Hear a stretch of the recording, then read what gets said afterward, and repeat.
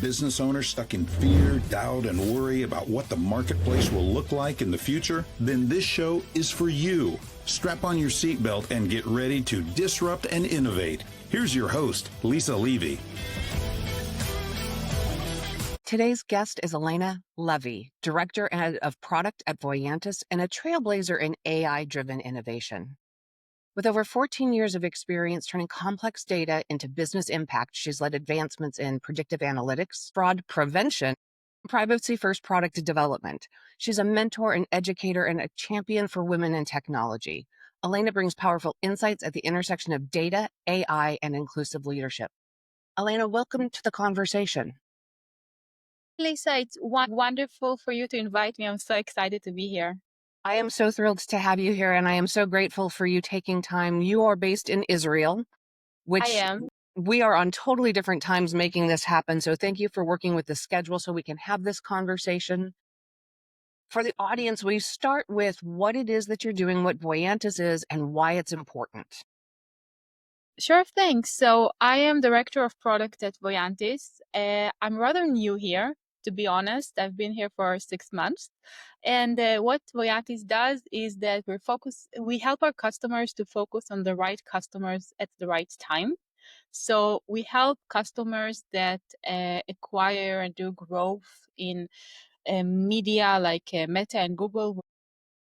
Their goal is to grow their teams.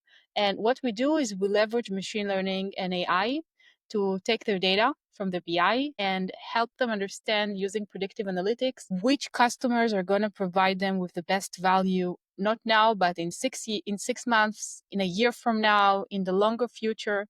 And then what we do, which is really amazing, is that we don't only do predictive analytics and help you make smart decisions, we also do prescriptive analytics, which means that we take this data, we send it to the networks, and we optimize the data accordingly. So we're basically closing the loop for you, and we help the algorithms learn which customers are going to be best for you.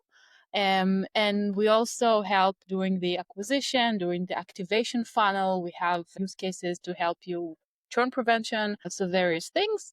And we're working with customers that spend quite a lot of money on their monthly budget in terms of user acquisition. So we're helping Miro and Rappi and MoneyLion and lots of customers in various industries. I love, and it aligns so clearly with the things that we talk about here quite often, the right customer at the right time. Businesses often get in the trap of thinking from the inside out. And when you're doing the analytics and what you're talking about is very much customer first and a mindset that I like to call from the outside in. If we don't understand what our customers want and need from us, we are wasting time and money guessing. And in my flippant place, when we're making those guesses, I guarantee that we're 90% wrong. So you have, with this model, taken everything so that it is informed data-based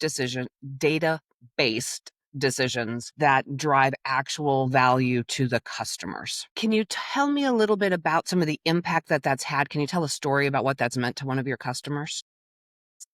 Basically, our goal is to empower our customers and help them increase ROAS, a return on ad spend, in terms of acquisition, and to increase the value when we talk about life cycle or other down the funnel things we do.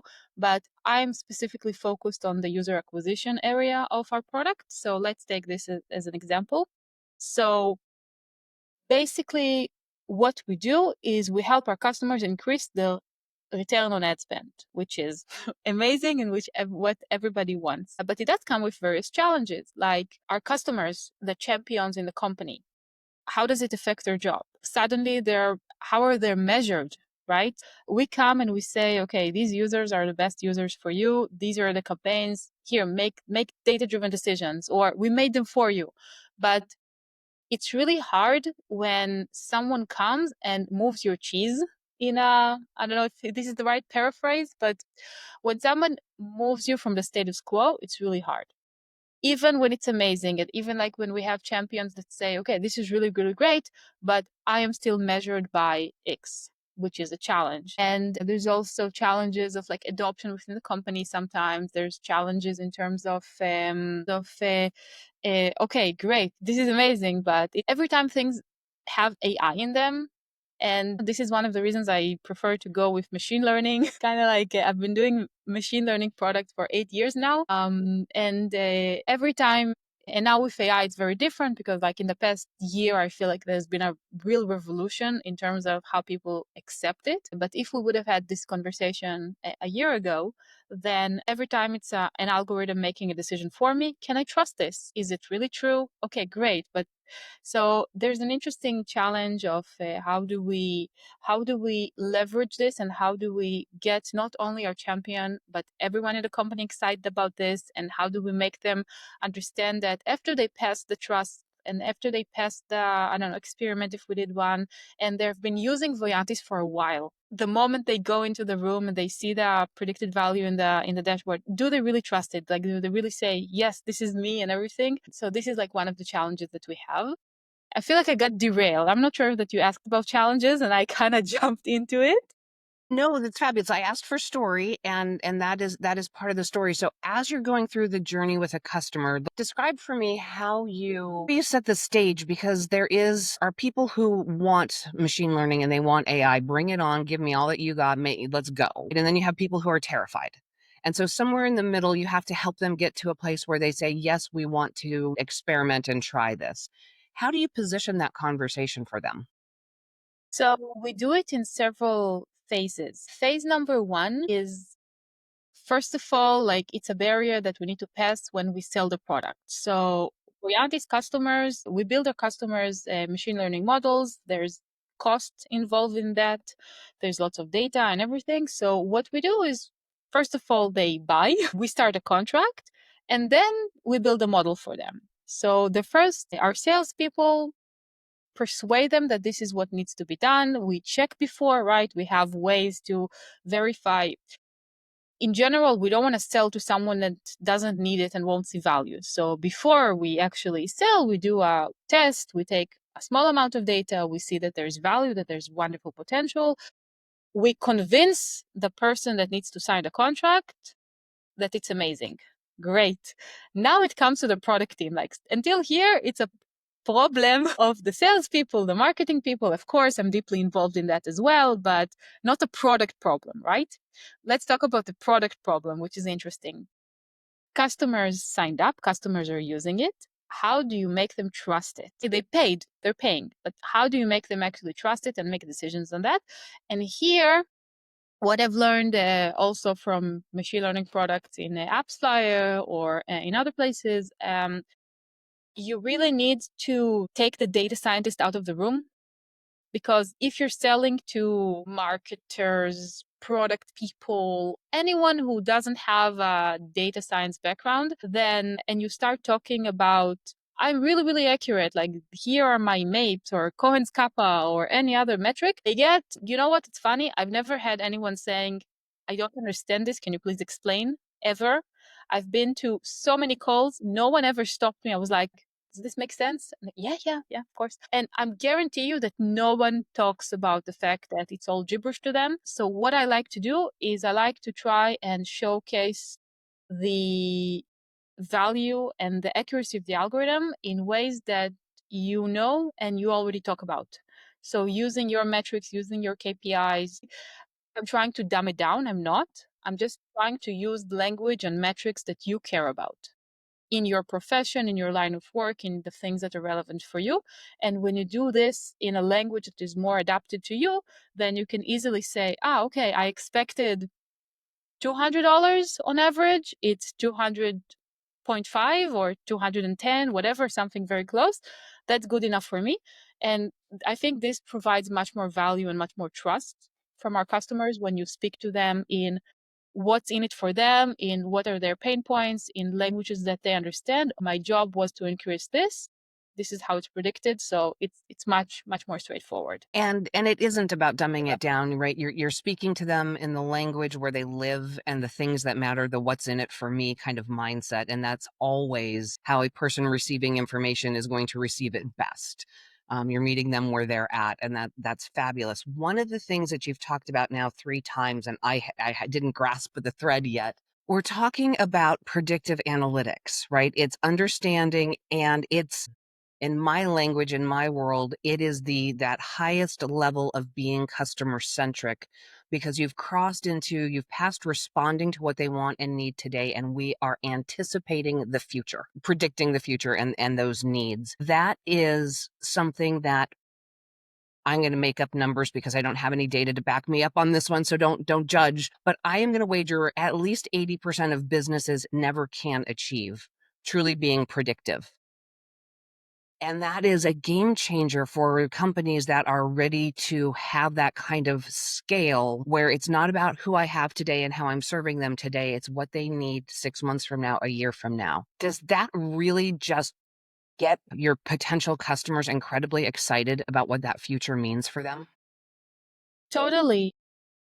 Our customers see, and if you go to our website, you'll see great success stories, right? You'll see customers that speak about their ROAS increase in 20, 30%, which is huge, especially if you spend a lot.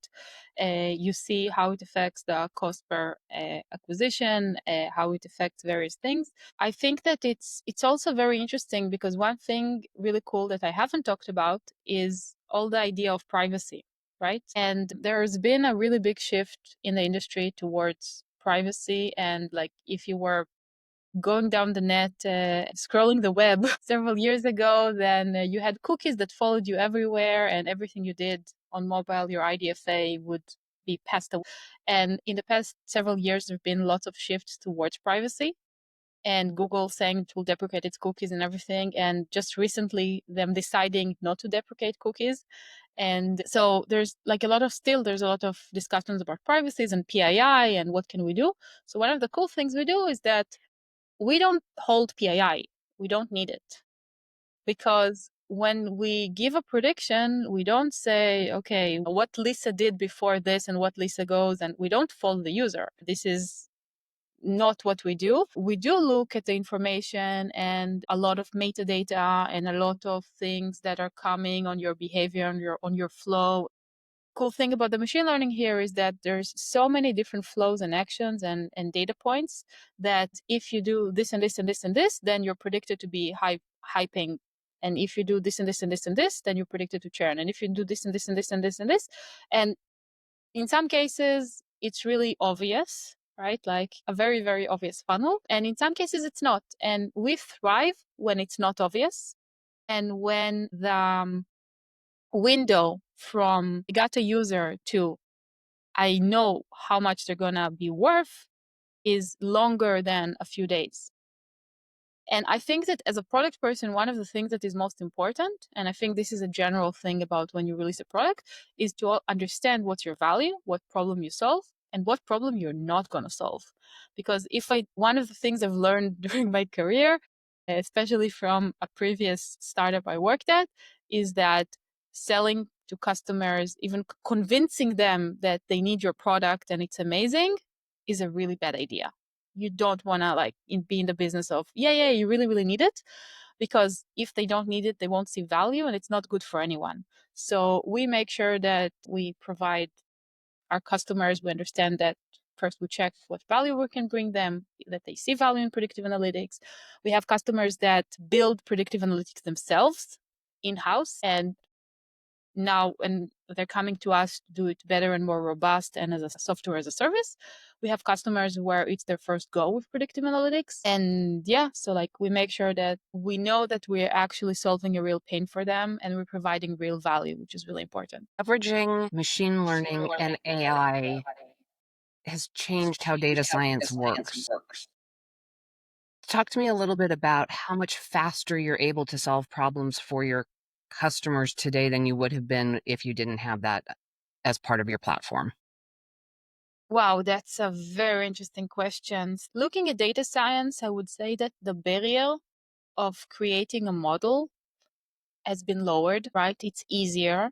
And this is something that we're thinking about, right? One of the things that I've been investigating here in Voyantis was thinking of what's going on? Like, what are we? Are we more focused on predictions? What is our main problem solving? Like, what's the main value? And one of the things we realized is that the barrier for creating predictions and making good predictions is getting lower and lower. You don't necessarily need to get data scientists with PhDs or I don't know. In general, you don't really need data scientists with PhDs to create predictive analytics. What you need is smart people that know what they're doing, understand the business, and have good grasp of machine learning. But the barrier now of creating a model that predicts goes lower and lower. But with any model, what you really need is the business understanding. You need data scientists not only to think about it as numbers, but to actually understand what are they predicting, how does changes affect it. Lots and lots of things can happen, and the business understanding is really, really important. And what we do here is that because we understand that the barrier of creating a model is really lowering down, we're understanding the value. And one of the value points that we bring is the orchestration. So creating a model becomes easier, but orchestrating it and making sure that it's always live, that every time you change your product, you change your market, you change things, the model changes with you, that it doesn't break, that flows happen, that's quite complicated, and that's an expertise that is expensive and error. In many cases, it's not like what's the cost, like when everything goes smoothly, great, but what's the cost that it will break? So that's one thing. And the second part is the prescriptive part. So it requires lots of expertise, and it's not as straightforward as you think. So for example, let's say that we predicted that there's a user that is your top user. Most of your, again, completely hypothetical, we're inventing numbers on the go, but let's assume that your best users will convert and provide you lifetime value of, I don't know, $200. And suddenly there's a user that will provide you, we predict that will provide you value of $10,000. Like, he's a really, really big outlier.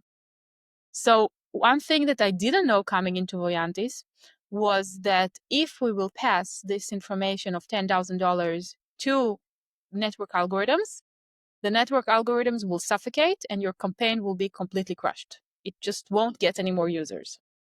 And the reason being is that because of understanding how network algorithms work, and they work by the way of understanding, okay, lookalikes and users that behave in a certain way, and trying to find users that are like this. Because the moment you acquired a user, you acquired it, great. But the algorithms try to find users that behave similarly to the users that they know that are good.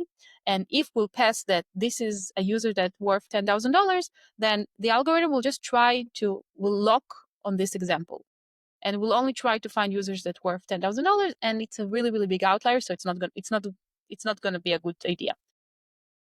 Knowing this, we make sure that the way we talk to the networks fit the algorithm and make sure that the algorithms would learn which are the top users, but won't go crazy. So this is, for example, one of the expertise that I just didn't know before I joined Voyantis. Okay, I want to play with that example a little bit. And so that $10,000 outlier, right? I'm a business owner and I want more of those outliers, right? Don't we all going from But 200 how to much are you willing to pay for them? How many outliers do you have? Let's say that you got that. Of course, you want a $10,000 outlier, but it's like a curve thing, right? If we go to basic economics, how much money are you going to pay for an ad to bring these $10,000 users? And that is probably literally the $1 million question. And is there actually ROI on that investment? But it also piques my interest and curiosity. Okay, so it is an outlier, but to understand that customer, are there actually more of them, and can we go and find them? Again, I get cost, but from just the data, the analysis of it, right? Could that create a paradigm shift for a business model? So this is basically what we do, is we flag the network that this is a really high paying user and it's really, really worth it. It's just that the signal that they're going to get is not going to contain the $10,000. Okay, I won't go into very specific details, but basically what we'll do, it's a matter of ranking, right? So we're still gonna tell the network, hey, these users are amazing. These are your top users. We want to get more of those. But we're not going to tell them completely outlier. Like, we're going to make sure that the difference and the variation between the users is slightly lowered to a way that can be accepted. And what happens is that you're still getting really good users, but you're still, like, you're paying the same, or you're paying similar area, but you're getting much better users. That's part of the idea. That is absolutely fantastic, and thank you for being reasonable and rational, right? I can go after the $10,000 users, but at what cost, and where's the ROI in that? Elena, if you have piqued the interest and curiosity from the audience, how do they learn more about you and about Voyantis? Really active on LinkedIn, so you can always find me. You can find Voyantis at voyantis.ai. That's absolutely fantastic. Elena, thank you for the conversation today. Audience, we have talked about some of my favorite things. That starts with putting the right customers in the right space. With Voyantis, we're obviously looking at media companies who are spending and really trying to get the growth out of their advertising and marketing dollars, but they're doing it at a level, at the highest level from a customer journey perspective, and getting to that point where we're looking at what their customers will need in the next 6 months and into the future. That is absolutely a game changer for any business who's playing at that level and at that scale. But Elena took us through a journey talking a little bit about what it means to the customers and the champions inside of the companies who are going to create that change, who are going to rock the status quo and create a little bit of discomfort inside because the results are powerful, but don't necessarily align to the traditional metrics and measurements. So there's absolutely an organizational change experience that goes through making sure that the results are being tied back to the language of the organization, and that the teams are learning to trust the predictive analytics, because the numbers speak for themselves. And once the results start coming in, it becomes hard to actually question. One of the beautiful things about the approach and what Voyantis is doing is how it eliminates some primary privacy concerns, in that they are not holding any PII as they're doing the analytics on users and potential customers. If they're following the behaviors, but not necessarily the individuals in a way that would have any concerns about storing data. This is all about driving value for their customers, breaking down and addressing actual pain points so that there's real value, and they clearly can communicate what problems they solve for a business and also which problems they don't. So getting to that question and that definition of value is always critical. This was a fabulous conversation about a wonderful platform and technology. Elena, thank you so much. And audience, you know my rules. Don't get left behind. Join me next time. That's it for today's episode of Disrupt and Innovate. Head over to iTunes and subscribe to the show.